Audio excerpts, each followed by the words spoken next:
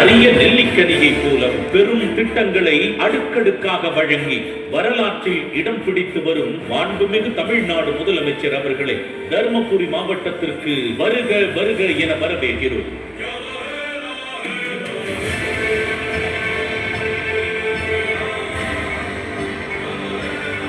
எல்லாருக்கும் எல்லாம் எனும் லட்சியத்தை நோக்கி செயல்பட்டு வரும் திராவிட மாடல் அரசின் திட்டங்கள் ஒவ்வொன்றும் ஏழை எளியோரின் கடைக்கோடி மனிதரின் நல்வாழ்வுக்கு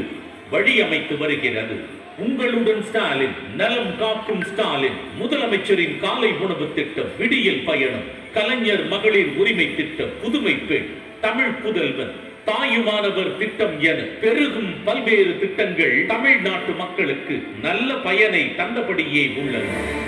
ஒரு புறம் சிறப்பாக செயல்பட்டு வரும் சமூக நல திட்டங்கள், மறுபுறம் இந்தியாவில் எந்த மாநிலமும் எட்டாத 11.19% இரட்டை இலக்க பொருளாதார வளர்ச்சி என தமிழ்நாடு அரசு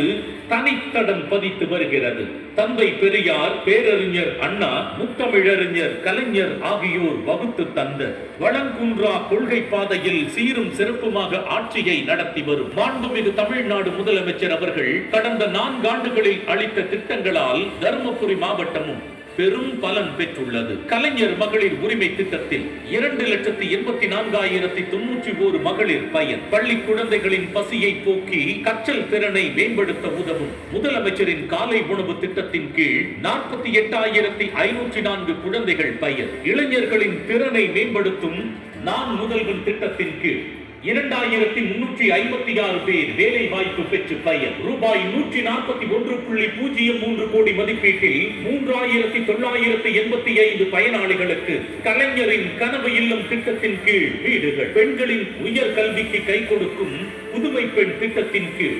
22,087 மாணவிகளும், ஆடவர் உயர் கல்விக்கு உதவும் தமிழ் புதல்வன் திட்டத்தின் கீழ் 11,576 மாணவர்களும் பயன், மகளிரின் பொருளாதார சேமிப்புக்கு உதவும் விடியல் பயணம் மூலம் 15.24 கோடி முறை மகளிர் கட்டணமின்றி பயணம் செய்துள்ளனர். இதைத் தொடர்ந்து ரூபாய் 980.64 கோடியில் 292 சாலை பணிகள், ரூபாய் 10 கோடியில் தருமபுரி அரசு மருத்துவக் கல்லூரி மருத்துவமனையில் ஒருங்கிணைந்த மகப்பேறு அவசர சிகிச்சை மற்றும் சிசு தீவிர சிகிச்சை பராமரிப்பு மையம், ரூபாய் 3.75 கோடியில் கடக்கத்தூரில் அரசினர் தொழிற்பயிற்சி நிலையத்தில் ஆயத்த கட்டமைப்பு பட்டறை மற்றும் ஆய்வக கட்டடம், ரூபாய் 2.50 கோடி மதிப்பீட்டில் தருமபுரி நகராட்சியில் அறிவுசார் மையம் மற்றும் நூலகம் மக்கள் பயன்பாட்டிற்காக அர்ப்பணிக்கப்பட்டுள்ளன. இன்றைய நாளில் ரூபாய் 12.51 கோடியில்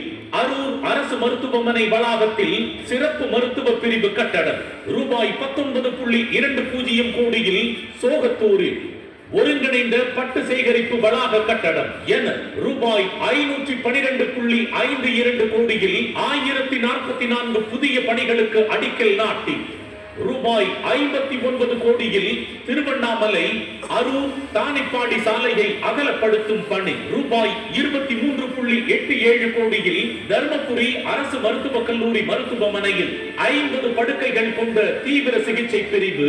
என ரூபாய் 362.77 கோடியில் 1073 முடிவுற்ற பணிகளை திறந்து வைத்து சிப்காட் தொழிற்பூங்காவில் 5 தொழில் நிறுவனங்களுக்கு நில ஒதுக்கீடு ஆணைகளை வழங்கி ரூபாய் 830.06 கோடியில் 70,427 பயனாளிகளுக்கு நலத்திட்ட உதவிகள் என மொத்தமாக ரூபாய் 1,705.35 கோடியில் தருமபுரி மாவட்டத்திற்கு நலத்திட்ட பணிகளை அள்ளி தந்துள்ளார் நம் முதலமைச்சர் அவர்கள். அன்றறிவாம் என்னாது அறஞ்செய்கமற்றது கொன்றுங்கால் கொன்றா துணை எனும் வள்ளுவர் வாக்கிற்கிணங்க அறச்செயல்களை ஒருபோதும் தள்ளி போடாமல் உடனுக்குடன் செய்து தரும் மாண்புமிகு முதலமைச்சர் அவர்களுக்கு மாவட்ட மக்களின் சார்பாக